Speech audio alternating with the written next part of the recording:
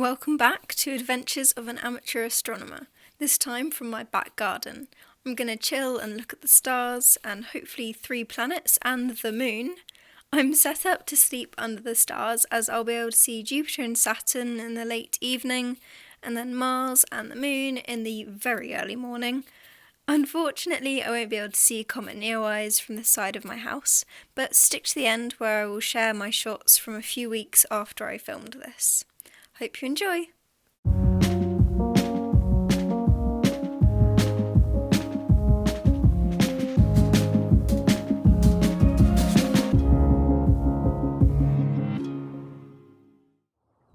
Hi guys, and welcome to my second astronomy vlog. This time we're taking backyard astronomy / garden stargazing seriously. We are in my garden and I thought I'd just show you how I set up my telescope. So I have a Celestron 114 LCM reflector telescope, and a reflector telescope means that, oh, if I take this off, so this is just the dust cover to stop it getting dusty, you can see that inside there is a mirror. Hello! So how it works is that the light comes in through here, hits the bottom, and is reflected back up into this, which is also a mirror, and then is reflected up into here, which is where you put the lens. Again, I have to take this off. So as you can see, it's got this chunky motor here, so you can actually do it manually. So this makes it go up and down, and then if you want to move it left to right, you actually have to pick up the tripod and move it. But it's basically motorized, and it does it all through this handheld device, for want of a better word. And so once you turn it on, it comes up and says, "Verifying packages, please wait." And then thank goodness. Sometime last week it kept getting corrupted and I had to keep resetting it, but it's working today, which is good. So it's got all of these different buttons, and at the start of each session, if you want to use the like the database, you have to press a line, so go a line, and then you type in the time, your exact latitude and longitude, and the date and that sort of things, and then you pick 3 of the brightest stars and in the night sky, and you align your telescope up to them, and it basically figures out which way your telescope's pointing. And once you've done that, you can then use this database here and find different objects in the night sky. For the solar system, I find I don't really need to set it up, and it's more hassle than it's worth, but it's definitely good if you want to find deep sky objects or specific stars or that sort of thing. But the buttons that I do use are the motor speed button, and obviously whichever number I want it on, and these which just control the motor of the telescope, making it go up or down, side to side. So yeah, it's very useful, and it's a very good telescope actually. It's from my school on loan for summer, which is very nice. Thank you very much, school. And yeah, I've got quite a good use out of it so far. Oh, I've just got it aligned at top of a tree at the moment. And yeah, this is the exact details if you are interested. Yeah, so far I've used it to look at the moon, Jupiter and Saturn, and tonight I'm hoping I'll also get to use it to look at Mars, which will be new, which is very cool. So I have 2 lenses. I kind of want a higher magnification one, but this is what we've got for now. I've got the 25mm, which is what I use to kind of track across the night sky and find the object that I want to look at. And then the 9mm, which is I use to actually kind of look at the planet, or look at whatever I'm kind of observing. So that one's a high magnification and that one's a lower magnification. Wow, look at all these ants.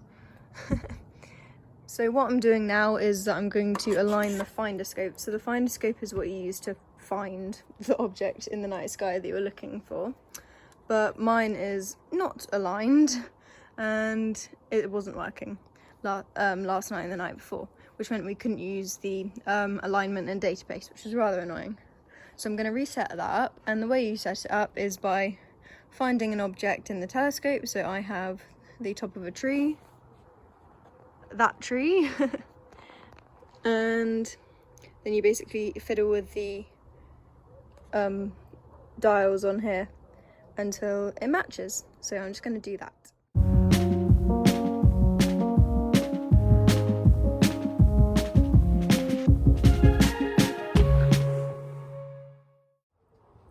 Okay, so that's all set up now, as good as it can be, and yeah, I've just done an Instagram live which 3 people watched, but you know, better than nothing. So that's up on my IGTV. I might have taken it down, I'm not sure, but by the time you've watched this. And I also plan on sleeping outside tonight because, as you can tell, it is very clear and it shouldn't rain, fingers crossed. So I've set up my tent all by myself. I'm very good at setting up tents because on DAV I basically set up one of the tents by myself, but I quite like setting up tents, good fun. As well put up as this tent is, it looks rather bare on the inside, so I'm gonna go get my sleeping bag and decorate it a little bit. Okay, so it's now 9 o'clock, I've had my dinner and I've set up my tent. So here's my setup. I've got some fairy lights and my sleeping bag's under my duvet. I'll just put this out here so that I can lie with my head out of the tent and look at the stars when they come out. And I've got my telescope, of course, and I've also got my camera, which I'm going to try and take some long exposure photographs on bulb mode, but I don't have a like a shutter release device, so I'm gonna like stack books on top of that and then the shutter release and do it that way. So yeah, quite cute. As comfy as these clothes are, I don't think they're gonna keep me very warm, so I'm gonna go change into some PJs. Well, I'm now in some warm, comfy clothes and I've got a massive flask of tea. This time I'm not gonna run out. Learn from your mistakes. If you haven't guessed yet, this is my favourite pre-stargazing pudding. Okay, so my plan for the next little while until it gets dark is to drink my tea and read my book in my tent just for a little while.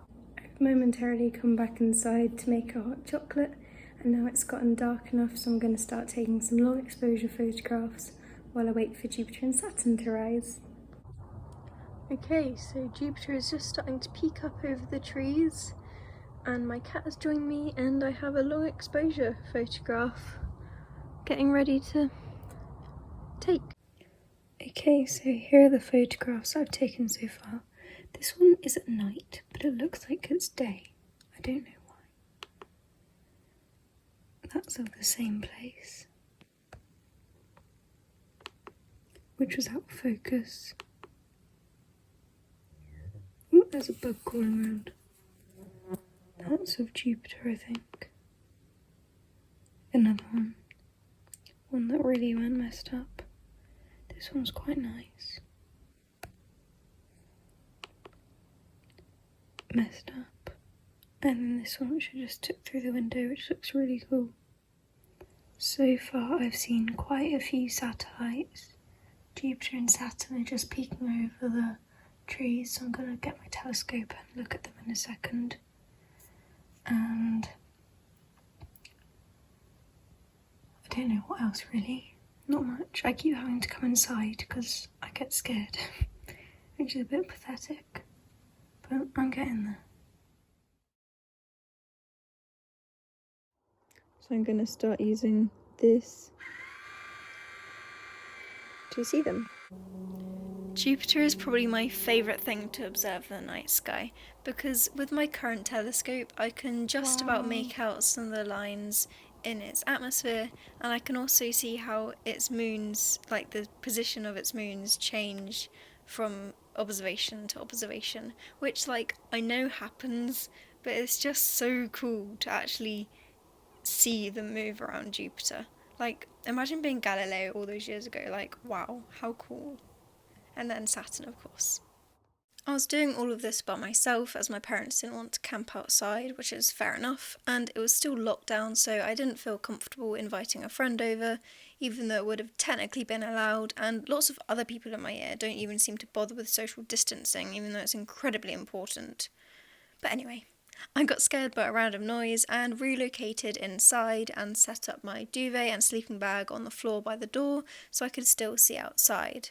I set my alarm for 3:45 but actually woke up 20 minutes earlier to moonlight streaming through the glass, which was lovely. So I moved my stuff and reset up my telescope to look at the moon and Mars. This may just look like a big star, but this is actually the red planet. It's Mars. You can see that it's jiggling around a lot because the atmospheric seeing, the distortion due to the atmosphere, was pretty bad. This may have just been because it was quite windy and there was some cloud overhead, but maybe also because I was looking east, so the sun might have started to heat the atmosphere as it rises. I'm not really sure. It was about 4 am. But I have some filters for my telescope now which should help to see a bit clearer. I then moved on to the moon, which as usual was spectacular. I actually really love looking at the moon when it's not full moon, but kind of a quarter like this. Along the terminator, which is the line between light and dark, you can see the craters really clearly, and it's just so cool to think about the fact that these craters might be billions of years old, caused by asteroid impacts that come from like the building blocks of our solar system. So yeah, it's safe to say I love observing the moon. I reckon after Jupiter, it's my favourite thing to see through the telescope. After about an hour of observing, I then went back to bed. I moved my stuff to the sofa and closed the blinds so that I could then get a little bit more sleep. Okay, so it's now 10 o'clock and I just woke up. I'm very tired, but it was definitely worth it, and it was really cool to see all the different planetary bodies. I saw Saturn, Jupiter, the moon and Mars. I did move inside, but I think next time if I want to sleep outside, I'll do it when I'm having a sleepover with someone, but currently that's not possible because of COVID. So here's one of the photos I took that night with the moon to the left and Mars in the top right hand corner. So I also promised you photos of Neowise, so me and my dad walked over to the field next to us with the telescope and took these two, which were up close through the telescope, and I also set up my tripod with my camera on and took these ones. You can see more about this on my blog, I'll keep the link in the description, and here is my favourite photo I've ever taken. Just wow, the timing, it's my favourite photo.